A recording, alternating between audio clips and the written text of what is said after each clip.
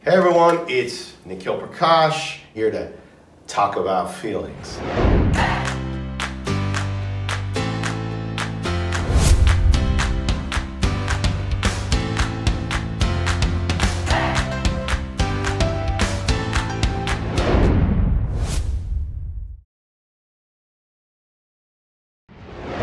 In this episode, I want to kind of do something fun. I want to talk about my experiences with synchronicity. Yes, I'm getting totally woo-woo on you, all right?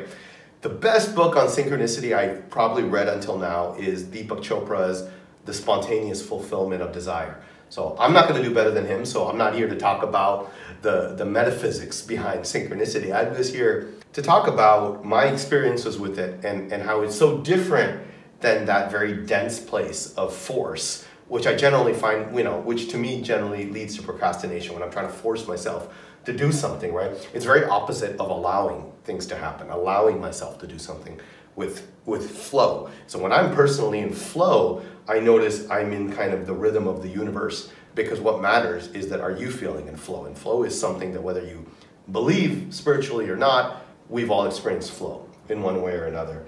Let me give some stories of flow, right? Those times when I'm able to trust that I'm always at the right place at the right time, I'm always doing the right thing, trust what's happening, and I guess give over the fact that maybe I'm not the doer, that it's being done through me, right? That's what flow feels like. It's almost like I don't even know what I'm going to do next, but I'm doing it and I'm watching myself do it, and it's this relaxed feeling, right?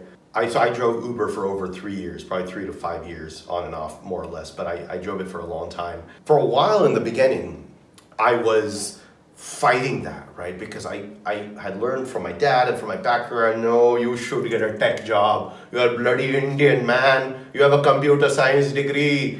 Go earn lots of money. What is all this Uber, boober, boober, coober? I would apply to tons and tons of tech jobs, okay? And this is a great example of how I don't believe action devoid of alignment, doing devoid of being, gets the results that I want. I do not believe that. So even in this period, this was like, 2012 through 2015-ish, I must have applied to thousands of tech jobs, okay? Like, it's not an exaggeration. I put a lot of time into job hunting, following up, a lot of work and effort into that. I didn't get one job that lasted. I got a couple jobs that I thought would be right in the beginning, but then I couldn't keep it more than 2-3 months, and there was some weird lesson or something that didn't last, or some self-sabotage or something. It just would not last, because I was really not coming from an authentic place that, I really want a job. I was coming from a place of, I should be getting one because I guess that's the right thing to do. And it was a lot of guilt and shoulds and control. And so I got jobs that reflected that didn't last. And I mean, you talk about force, right? Like that, I applied to thousands, right? When people go, well, you should take action, it's all about hard work. I disagree. I guarantee you, I worked pretty hardest I've ever in my life, applying to thousands of jobs. I'm pretty strategic, okay? I played a lot of high-level chess as a kid and whatever. It's not like I was dumb about it, right? I'm a people person. I know how to reach out to people. I didn't get the results that I wanted, okay? And this whole time, I was ignoring what was beyond the logic, what was beyond the guilt. That voice in me saying, dude, you know what to do about money, right? I was suffering money-wise. I go, well, I'm not getting a job, what's happening? And you know what to do. You just go Uber, right? Just go drive Uber, that's what it is. And because of the way I was conditioned, I didn't want to accept, right? And some part of me wanted my dad to say, I'm proud of you and love me, right? It's natural, it's human, right? And so I resisted it, right? And that was my, I had to get to a humble place and really listen to that and eat the humble pie. There came a point where I surrendered to it. I accepted it. And surrender can be a whole other video, but essentially it means that I accepted it. I stopped fighting against it. I started driving Uber, and I gotta tell you, boy, am I glad I did, because the experiences I had, the people I got to connect with, were so amazing in Uber. I have a little bit of footage actually from that, but it's been amazing. And synchronistically, that ended up leading to a job, right? But we'll get to that. Some things that happened in these rides were just examples of amazing flow and synchronicity, right? Which is the topic of what we're talking about here, right? So I'll give you an example. There was this week I experienced back in, I think, mid-summer 2018, right? I think it was. I'm in the acting film industry. It's a tough industry, we all know that. But you know, one of the toughest things I think is there's no real direction, right? There's no one really mentoring you. You can get a mentor here and there, but I mean, really, like, right, on a day-to-day, like, you kind of have to be your own mentor to a degree. I was doubting myself. I was like, am I even doing the right thing? I almost said it out to the universe, right? Like, and I think I did say it out, actually. I was like, am I even doing the right thing? I'm doing this film here, I'm writing this thing, like, I'm auditioning, like, I'm doing the best I can, barely making it. I need some guidance if I'm even doing the right thing. Fast forward, I think 12 and a half hours later, it was like 2 in the morning, I was doing an Uber Eats pickup from, like, it was like a Fat Burger, I think, in, on the west side, okay? I was there at 2 in the morning, and I had this brand new iPhone that I had. I didn't have a cover yet, and I dropped it. My first reaction when I dropped it was, oh shit. Like, and there was this guy, this cool looking black guy with glasses sitting there on the side, and he said, it's gonna be, it's okay, it's okay, it's okay. And then I looked, and you know, it was okay. There was no cracks or anything. He's like, he looks at me and said, the reason it's okay is because you have a good energy. I'm like, oh, thanks. He's like, let me tell you something. I feel I'm meant to tell you this. You're doing all the right things. You're doing everything right. Don't doubt yourself. Just keep going. You're being guided. And I was just like blown away. Now you can call this coincidence, whatever. I experienced it like, whoa. And I'm like, wow, well, that was a validation if I ever felt one. The next day, okay, my mother calls me, right? And I think I was pretty bad about keeping in touch. I don't think I talked to my parents in like 3 weeks, okay? And my mom calls me and she's like, hey, how are you doing? This and that. And, she's like, and so she tells me the story of how, hey, so yesterday she went to some event where there was like this Indian guru guy. This guru guy calls her over at the end of the event. And I kid you not, he says, your son's in the film industry? Tell him that divine blessings are with him and he's being looked after and he doesn't have to doubt himself. And she's like, I don't know why he told me to tell you that, what's going on? And I was like, mind blown.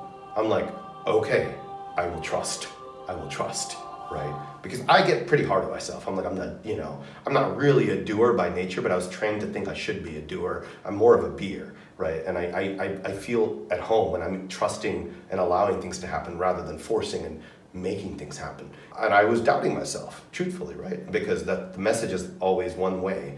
This was really, really a great validation for me and a reminder, and it also requires a lot of surrender of control, which was scary and exciting, you know? Because truthfully, how much control do we have? You look at the situation where we are right now with COVID. As much as you want to control it, it is what it is, right? And I hate that term, it is what it is. I won't use it again. The situation is. And then that same week, right, the synchronistic week, here's another thing you're about to find out about me. I kind of know how to count cards in blackjack and play professional blackjack. It's a story and it's a whole other thing. But I was looking into different alternative ways of making money, and I had actor friends who had recommended me stock trading and options trading and all these things. And then I looked at an old blackjack book I had in my on my bookshelf that day during the same week of synchronicity.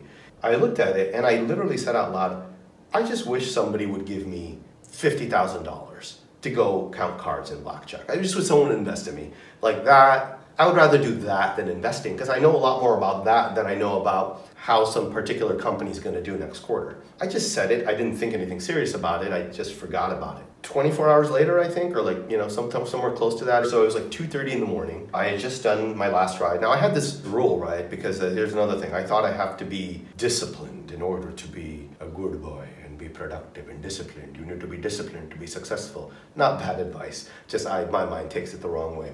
So I was like, okay, I did my last ride. And then I got another ride request before I could shut the Uber app off. Now, if I was supposed to do what I should be doing, and I'm accountable to myself, and I'm committed to my word, and all these beautiful, beautiful things that I was taught, I would not take that ride. I would go home at 2:30, take care of my sleep schedule, and go sleep. Nothing wrong with it if I had done that. But there was something intuitively in me, and this is where what I mean about flow and synchronicity. It's beyond logic, beyond these things, right? There's something intuitive that said I should take this ride. And so I took it. I go, okay, we'll do one last ride. And there was this cool guy, right? Like, you know, young Indian kid in his mid-20s. I was producing a film at the time, and he was interested in film investing. And he, you know, got to know that he had some money. You know, he wanted to invest in film, and he's like, oh, let's have dinner. You know, and he was saying he can give me hundreds of thousands of dollars, all this stuff. And this is LA. I don't really fully believe anybody when they say things. I was like, sure. Like, you know, yeah, we'll have dinner tomorrow. Yeah, sure we will. I'm sure we will. You know, and then it's 4 in the morning. I'm about to go to sleep. And he texts me, so where are we having dinner? And he's really interested. Like, this guy really wants to meet. I'm meeting him for dinner, and we're talking, and he's telling me how he made a lot of his money in crypto. There's a lot of mathematical and probabilistic similarities between gambling and crypto and playing blackjack and having cards. So I just told him, you know, we were talking about that. And then, so anyway, at the end of the conversation, he says, and I kid you not, he says, listen, I don't think the film business is for me. I don't know much about it.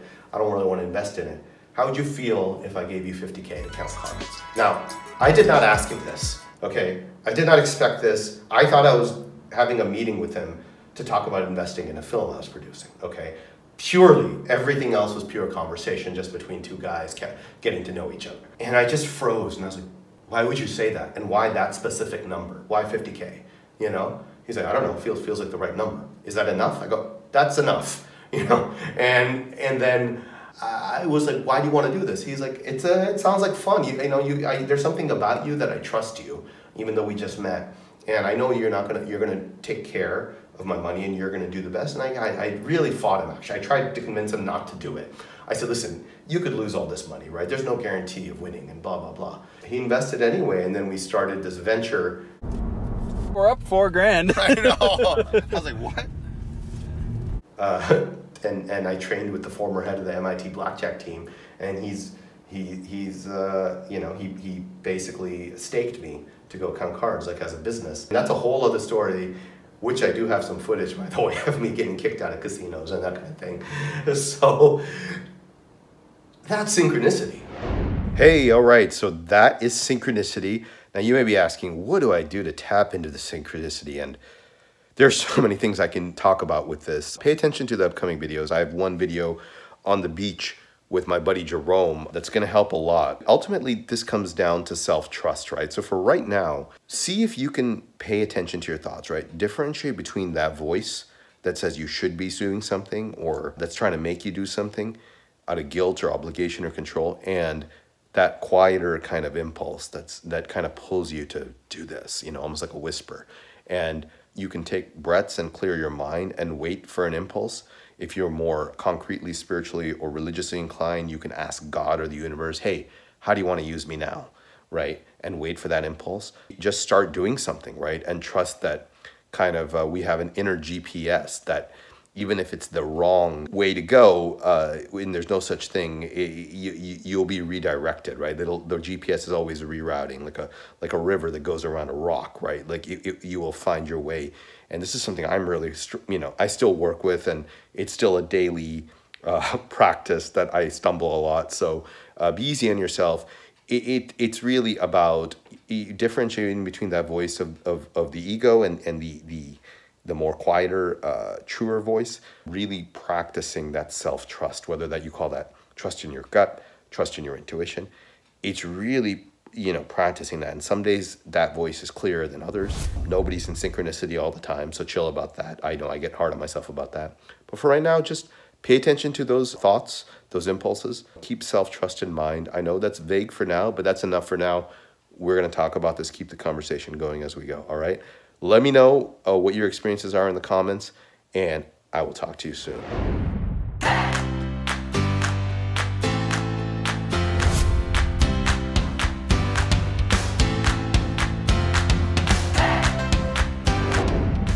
I'd love to hear what you come up with. You can share it in the comments below. If you would like to subject yourself to more of me talking about my feelings, you can subscribe, but just know you have been warned.